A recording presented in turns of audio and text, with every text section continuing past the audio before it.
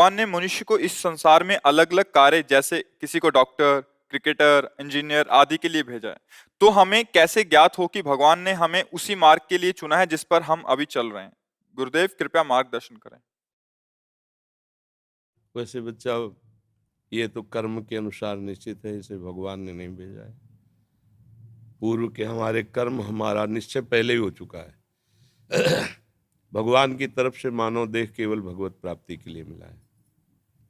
कर्म के अनुसार बहुत पढ़ा लिखा आदमी भी गरीब और बिना किसी व्यापार आदि के भी बहुत निम्न स्थिति में देखा गया, और बहुत ग्रेजुएट पढ़े लिखे, उसने कर्म तो बहुत बढ़िया किया, पढ़ाई एक तरह, लेकिन पूर्व का उसका कर्म बिगड़ा हुआ तो उसको कोई उन्नति का चांस नहीं दे रहा है।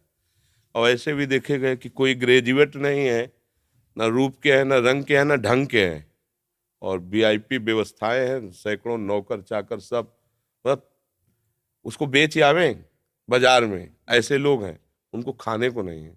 वो इतना मंद बुद्धि का होते हुए भी ऐसे ऐश्वर्य का भोग रहा है। इसमें कर्म प्रधानता होती है।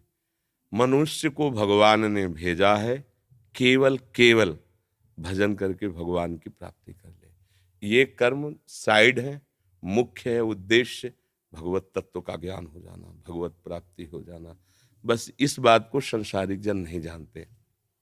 जैसे बच्चा, तुम बहुत पढ़ लिख करके आखिरी पढ़ाई जिसे कही जाती हो पढ़ लो, बहुत अच्छे पद पे चले जाओ, बहुत रुपया पैसा कमा लो, खूब भोग भोग लो, पर शरीर तो छूटेगा ना एक दिन।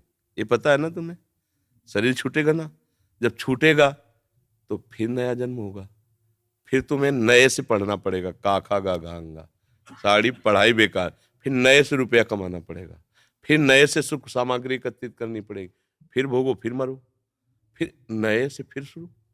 ये एक बार नहीं हुआ, करोड़ों बार हो गया है। अभी पहली बार थोड़ी आप आए हो, करोड़ों बार आज।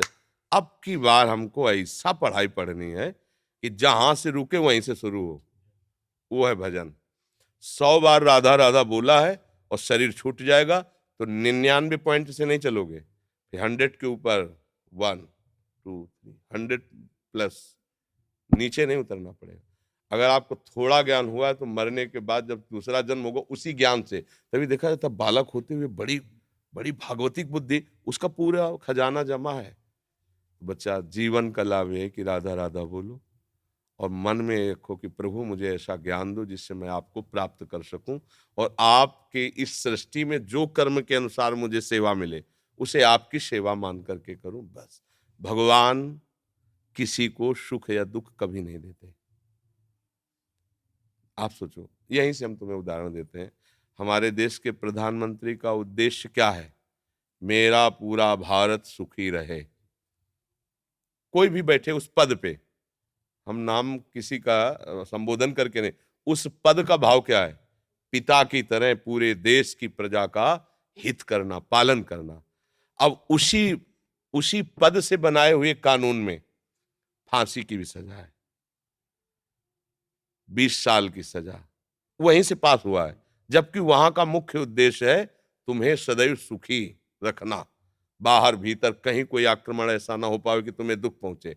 पर तुमने ऐसे कर्म कर दिए कि संविधान आपको बख्शेगा नहीं। समझ गए ना?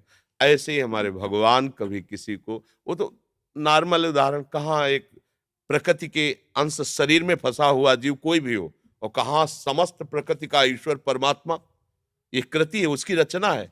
कोई भी रचना होती तो रचनाकार तो होता ही ना, इसको कहते हैं कृति, प्रकृति। तो इसका रचनाकार ईश्वर, वो इतना दयालु है, इतना दयालु है कि वो किसी को भी कष्ट नहीं दे सकते कभी भी। अब हम ऐसे कर्म कर बैठते हैं कि संविधान लागू हो जाता है। जैसे भारत का कानून संविधान है, आप अभी कुछ गलत कार्य करो तो आपको दंड मिलेगा। अगर आप 18 के नीचे हो तो दूसरा हिसाब है, ऊपर हो तो उसका दूसरा हिसाब किताब है। तो यद्यपि हमारे देश का राजा नहीं चाहता कि आपको कष्ट मिले, पर आपने कर्म ऐसे कर लिए कि अब आपको भोगना पड़ेगा। मतलब वही आपके सपोर्ट में खड़ा है और वही आपके पतन में सिद्धांत की रचना की है।